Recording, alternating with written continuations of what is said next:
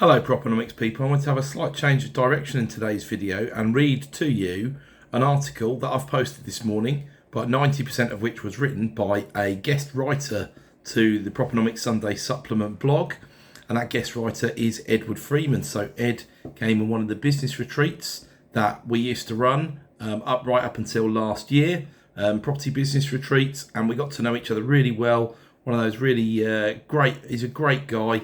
It was a super week, very intense stuff of all property and business chat, and maybe a tiny bit of politics as well. I enjoyed discussing with Ed from time to time over dinner and the rest of it.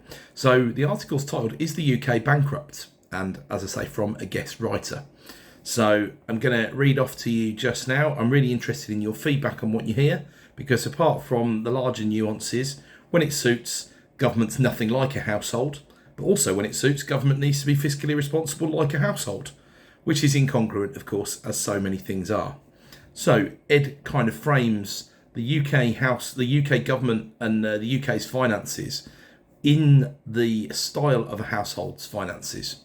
So let's just talk about the high level, massive, figures that are so large we can't even comprehend them first of all. So income, 22-23, UK government revenues or public sector current receipts were £1,027 billion. It's about 40% of GDP. And then on the spending front, in the same year, 22-23, government spending was 1.151 trillion, which is about 45% of GDP. So you can see we're about 5% short there. And debt servicing was 9.7% of that figure, or about 4.4% of GDP. So nearly the complete difference between the receipts and the spending was the deficit. Now remember, the deficit is the amount that the government pays in order to service the debt, right? And the difference between that amount and the tax receipts. So the government's net interest spending that year was 112 billion. And in that financial year, the 1027 versus the 1157 made the deficit 131 billion. So interest spend 112, deficit 131. That's exactly where it's at. So very, very, very, very close. And the debt itself then needs to be considered, of course, 2.537 trillion, 2.5 trillion and a bit of change as well. So what Ed did is he took off 7 zeros off all of those figures and tried to look at the UK taxpayer's position, or UK PLC, in the style of a well-resourced household budget. So annual income 102,000, annual spending 115,000. Of which annual debt servicing is 11,000, annual borrowing of 13k, and their total debt of 254k. So falling income is scary, especially when interest rates are going up. And falling GDP per capita is scary when there's a time of rising sovereign borrowing costs, as there has been. Now, Ed recognises himself there's lots and lots of flaws in this analysis, and he's also looking for comments on this. It's often an approach dismissed as basic because it doesn't capture the nature of CapEx apart from anything else. Although having said that, we know by looking around there's plenty of creaking stuff in the UK that is dire need of replacement and investment. But it does help frame some interesting questions. One of them, for example, was if Labour were to have spent 28 billion a year on their green initiative, what would that do to the household budget? So get rid of the 7 zeros, you get £2,800. Well, that doesn't sound mad. It's a fraction of our income and it's less than what we're spending already, but maybe we can spend it really well and increase our income. You can't buy a world-beating brand new hyper energy efficient car for that, but you can get a cheap runaround with which a 16-year-old might get to and from their weekend job. And if they work hard, they might even pay the car off in the first year. That'd be a great bit of capital expenditure. But what if it doesn't go to plan? What if, not being an expert car buyer or mechanic or forecaster, you buy a cheap car, forget to budget for insurance, 500 quid, road tax, 300 quid, fuel, 2,000 quid, and repairs. Gear stick goes and there's another 500 quid repair. He's late for work and the boss is unhappy. 3 months later he gets a speeding ticket, 6 points, he's a new driver, and he gets a £100 fine. 3 months later and the gear stick goes again, and instead of repairing it you should really have replaced it, and that's £1,000. And then the boss fires the kid. 2,800 quid of prudent capex has ballooned to 7,200 in year one. If kiddo holds down the work for 48 weekends and does 8 hours Saturdays and Sundays, he's brought home 7,680 at £10 an hour. If he loses the work after 6 months, he's brought home 38.40. He saved 1,400 on the insurance, road tax and fuel, but that savings wiped when the family give up the car as a bad job and flog it for half of what they paid. So if you try and reconcile those figures, if that happens, if something goes wrong, we're in negative £920 in total, which is equivalent to about 10% of our household's interest costs. So that's a good job we didn't borrow to finance the car, but we probably did because our costs already exceeded our capacity to pay them without borrowing. But leave the finance costs alone for a moment. Ed says that makes it too miserable and a rolling loan carries no loss. I'm not sure he's got a job as a stand-up comedian coming, but then neither have I.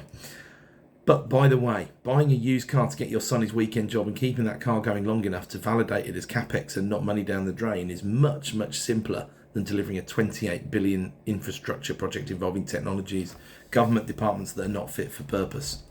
So many more politicians waiting to screw the whole thing up as well.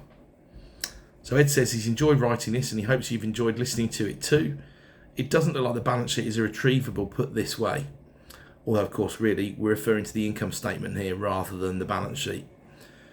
In our household, remember this is only 45% of the funds available. The other half, the private sector, 55%, is doing the rest. So in our household, there's someone else providing 55% of the prosperity. So how do we capture that in this analysis? And then Ed's final comment himself, yes, this is a well-heeled household. I started off by knocking off 8 zeros, which left us only with an annual income of 10 grand and a capex budget of 280 quid. And I thought, what could one possibly buy with that, which would move the dial on the family productivity or balance sheet? A good internet subscription, I suppose. Anyway, knocking off 7 zeros enabled me to tell my tragedy and get the crack in about the cost of world-beating hyper-efficient technologies versus chemical industrial relics, which is obviously a nod towards what the UK current energy infrastructure looks like. So, back to my comments on this just to finish off. I just thought there was one major omission really in terms of what assets do the government have, because we always need to look at a balance sheet alongside an income statement. And of course some of this has been talking about cash flow as well, although it's kind of immuted that cash flow is not an issue for the government. Now, little hint here, I already know the answer to this question, and by some measures the government assets are negative or they're in the red as a balance. So that leaves us with the question of who does have assets then? Well, of course, households have assets. They've got large net assets. The greatest wealth transfer during COVID was not, as the narrative tends to portray in certain parts of the spectrum, from the rich to the poor.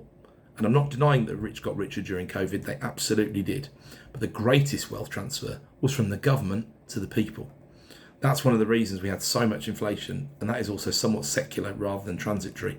Remember that number in 2020 was about 400 billion big more debt for the government and about 1 trillion increase in household balance sheets. So in many ways, a net positive. But what does that mean? Well, to reclaim that 400 billion, of course, plus the interest over time, where does the government get that from? It has to get that from the people, because ultimately the government is using the people's money. So still, if you could spend 400 and create 1 trillion, that does seem like a pretty good deal, because that 1 trillion should then also create further tax receipts organically. And if you could ever do an investment where you borrowed 400 to create 1 trillion in 1 year, that should be lauded as an absolutely phenomenal investment, better than any infrastructure investment you'll ever do. But of course it didn't stop there, did it? Because then the consequences had to be dealt with, and those consequences were felt in years like 2022, when you had a terrible stock market, a terrible bond market, lots and lots of value destroyed. You still had house prices going up as a general rule, and then flatlining towards the second half of the year. But that you can't look at 1 year in isolation, is my point. And look, inflation has to come into this conversation, and I knew what you're going to say. I would say that, wouldn't I? But it's a weapon that the government does have, that the household has to a lesser extent, or indeed is viewed as an enemy of the wealthy as a rule. The more debt you have, the more you like inflation, and no one has debt like the government. Well, okay, the US government does, but you know what I mean.